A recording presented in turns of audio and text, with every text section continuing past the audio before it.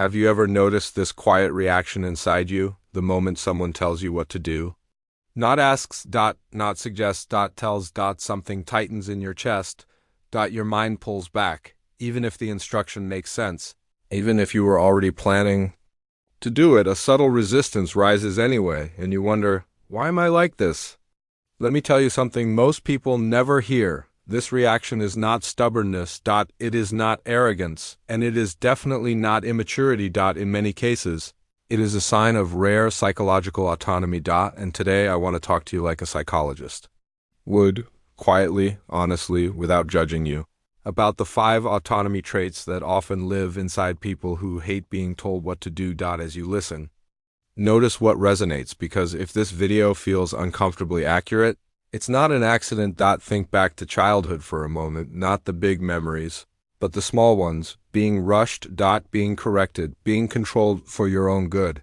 Humans learn early whether their inner voice is respected or ignored, and when it's ignored too often, something forms beneath the surface, a private promise, I will decide for myself. People who hate being told what to do often made that promise long before they had the words for it. And that brings us to the first rare trait, trait 1, an unusually strong internal authority. Most people outsource authority, they look outward to decide what is right, what is safe, what is acceptable, but you don't. Your mind is built to consult itself first. This doesn't come from ego. Even though it's often mistaken for it, it comes from identity. You feel uncomfortable when someone overrides your judgment because your sense of self is tied to making your own choices psychologically. This is called internal locus of control. But what matters more is how it feels.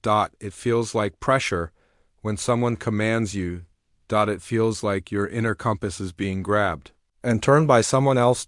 And here's the deeper layer most people miss. This trait often forms in environments where control was unpredictable. Where rules changed. Where authority didn't always feel safe or fair. So your mind adapted. If I rely on myself, I stay intact.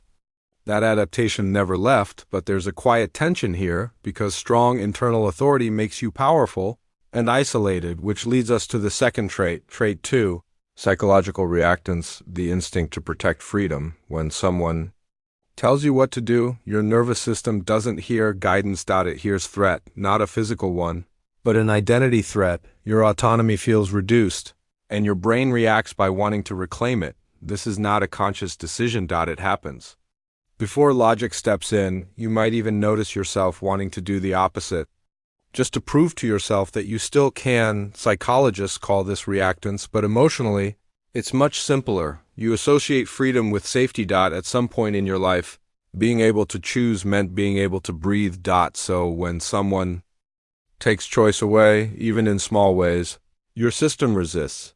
Here's the cliffhanger most people don't expect.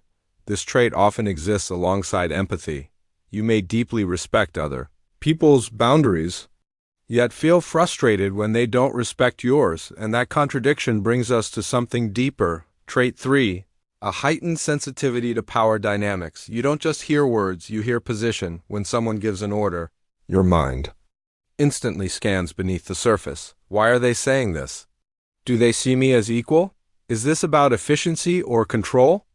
People with this trait grew up reading emotional rooms. They learned to sense shifts in tone, authority, and intention. So when someone tells you what to do without mutual respect, it triggers something old. Not anger. Alertness. Your resistance is not about the task. It's about the imbalance. This is why you respond better to collaboration than commands. Why suggestions feel fine, but orders feel suffocating. Your psyche craves dignity, not dominance. And here's the quiet truth. This sensitivity often develops in people who had to protect their identity early, emotionally, psychologically, or socially. You learn that power matters because you felt it when it wasn't on your side, which leads us to the fourth trait, one that surprises people. Trait 4, delayed trust in external authority. You don't automatically trust titles, roles, or confidence. You trust patterns. Consistency. Integrity. Emotional intelligence. Until someone proves they deserve influence over you, you keep your distance. This isn't defiance. It's discernment. but society often misunderstands it. People may label you as difficult, independent, or resistant, but what's really happening is this. Your brain refuses to surrender autonomy without evidence. This trait often comes from being disappointed by authority figures, parents who said one thing and did another, leaders who demanded obedience without understanding. So your system adapted again. Authority must be earned. And while this makes you hard to control, it also makes you hard to manipulate. But there is a cost, because when you don't trust easily, you often carry more responsibility alone, which brings us to the fifth and final trait. Trait 5.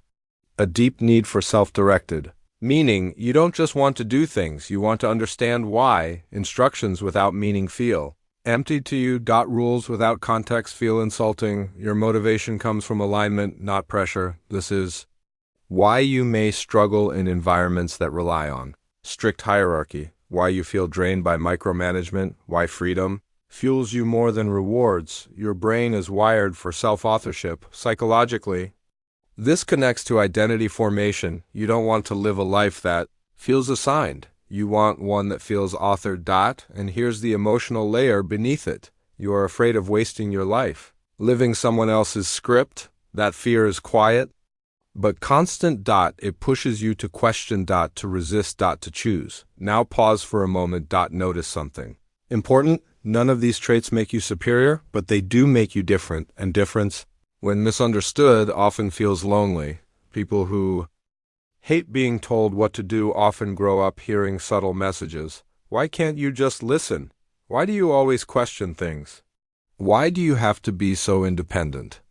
What no one tells you is this: your resistance is not rebellion. It is self-preservation shaped by experience. But here's the deeper reflection I want to leave you with. Autonomy is powerful, but unchecked it can turn into isolation. The challenge is not to abandon your independence.